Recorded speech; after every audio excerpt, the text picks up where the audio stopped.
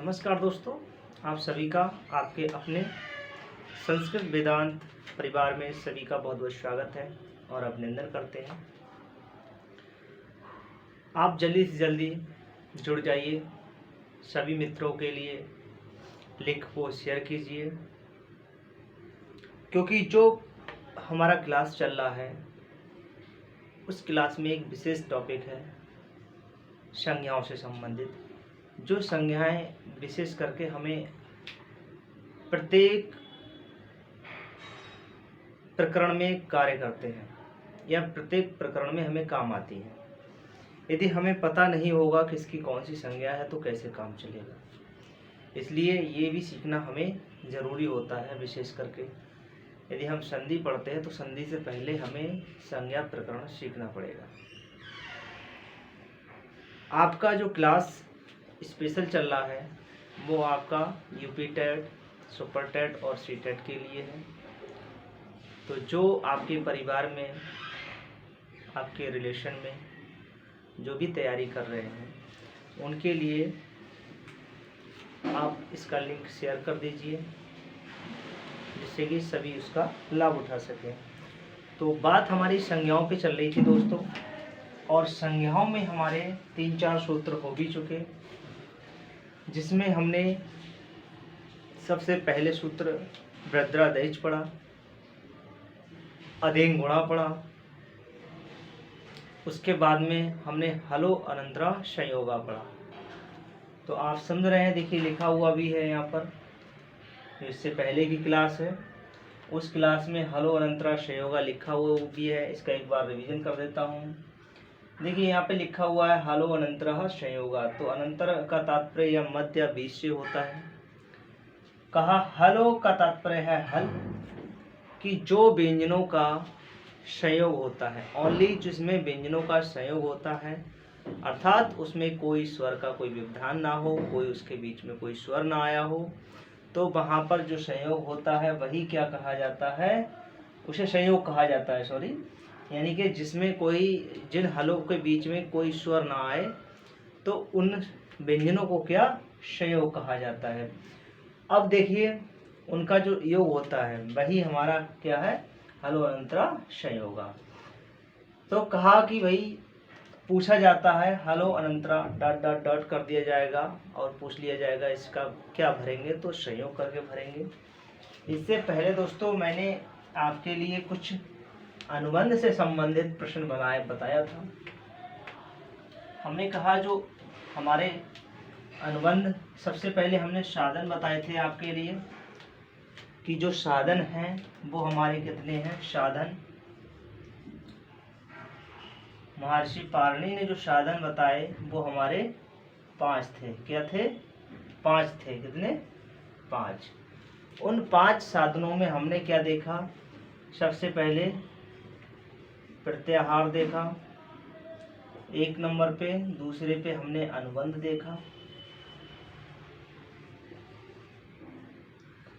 देखा, तीसरे पे हमने गढ़ पाठ देखा, चौथे नंबर पे हमने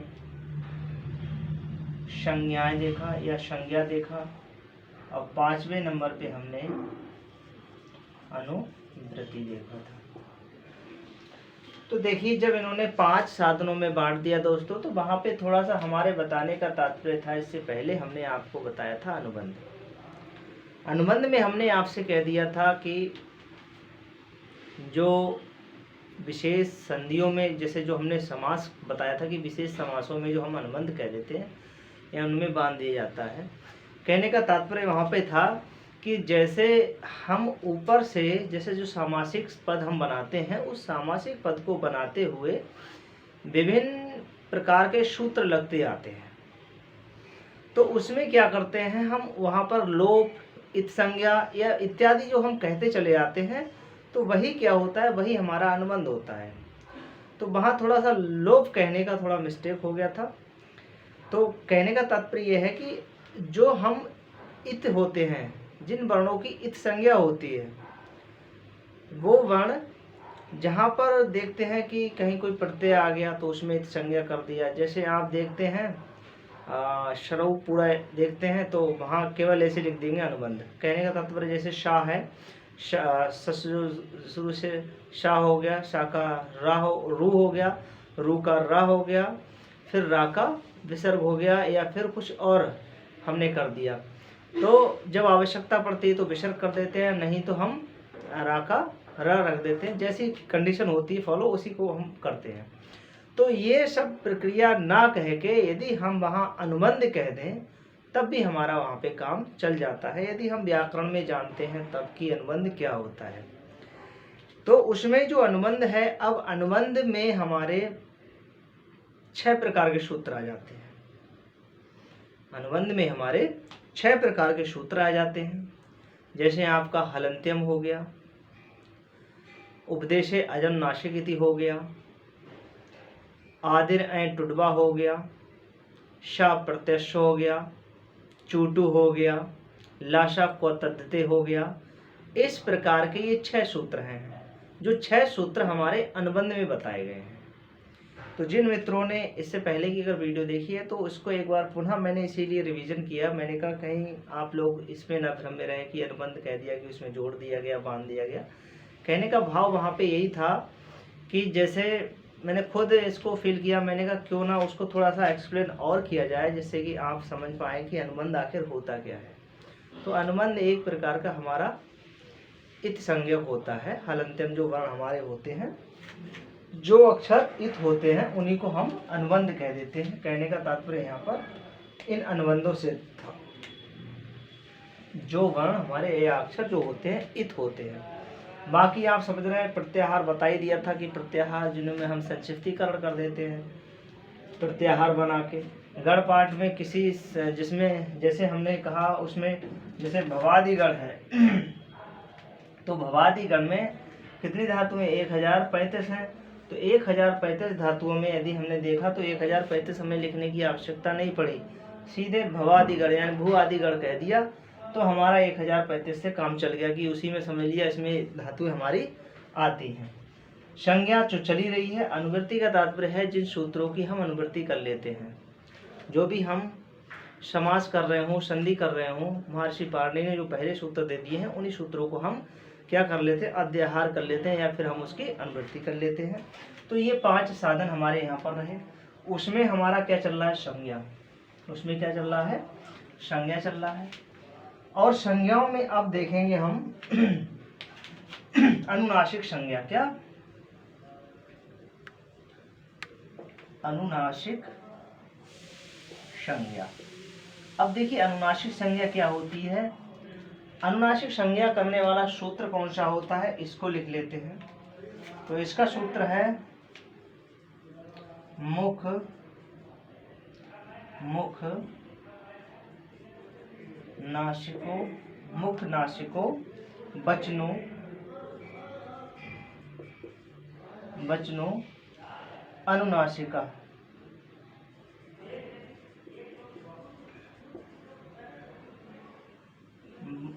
अनुनासिका, ठीक है, यहाँ पे विसर्ग लगा दिया। मुख नासिको बचनो अनुनासिका।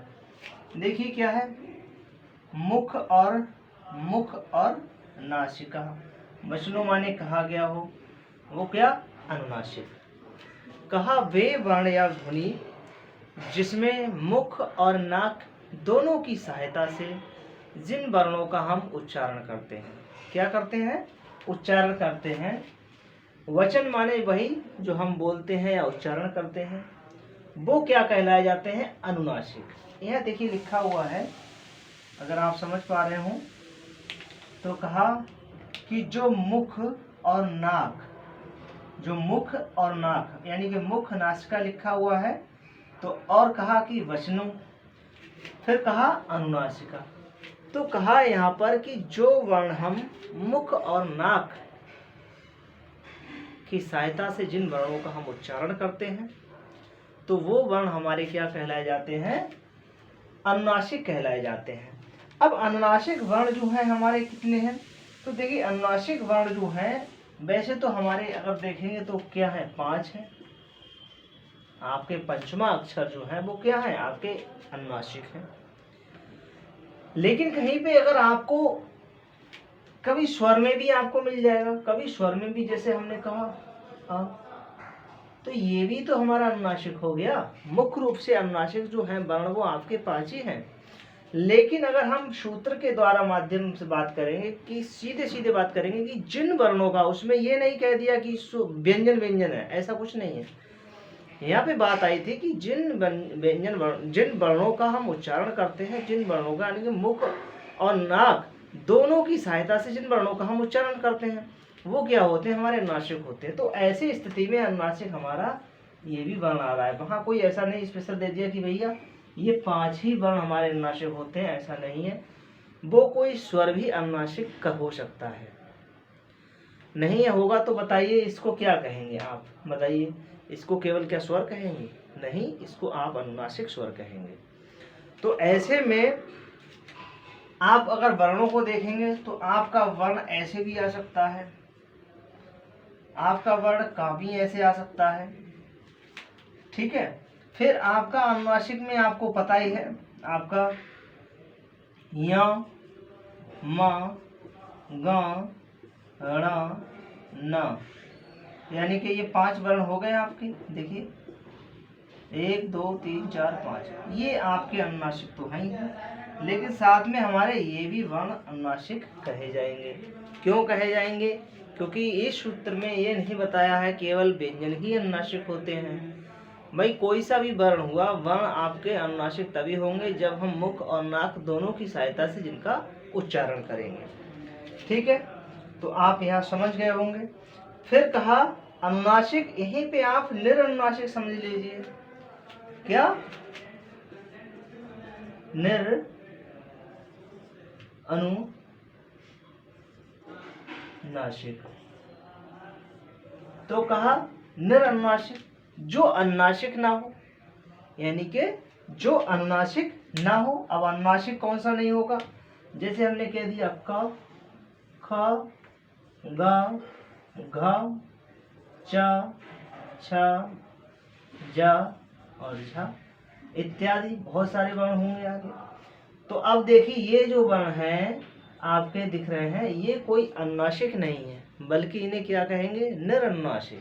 जो अनुनासिक ना हो, जो अनुनासिक ना हो। तो यहाँ पर ये अनुनासिक नहीं है, बल्कि क्या है? ये निरनुनासिक है। तो आप अनुनासिक और निरनुनासिक को समझ गए होंगे। आगे बात करते हैं अगले सूत्र पे। संज्ञाओं में काफी सूत्र हैं जो हमें जानना जरूरी है, और संज्ञाओं में वो सूत्र कौन से पढ़ रहे हैं? जो संज्ञा सूत्र हैं, ठीक है। उसके बाद में है सवर्ण संज्ञा। उसके बाद में क्या है? सवर्ण संज्ञा। अब देखिए, अब सवर्ण संज्ञा क्या होती है? तो सवर्ण संज्ञा का सूत्र है तुल्यास। क्या है? तुल्यास प्रयत्नम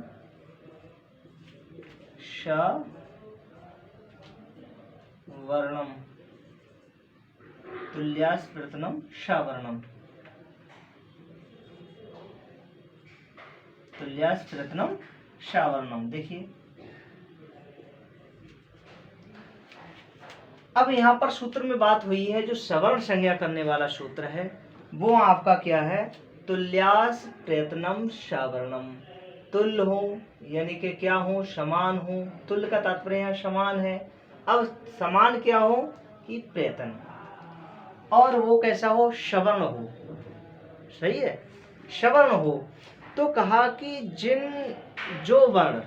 जिन वर्णों का क्या हो? समानता हो। जिन वर्णों की समानता हो, जिनमें जैसे जो हमारे कंठ तालु आदि हैं, जिनसे हम उच्चारण करते हैं भागों से, तो कंठ तालु आदि के जो वर्ण हैं उनका, और साथ में आभ्यंतर प्रयत्न। किसका?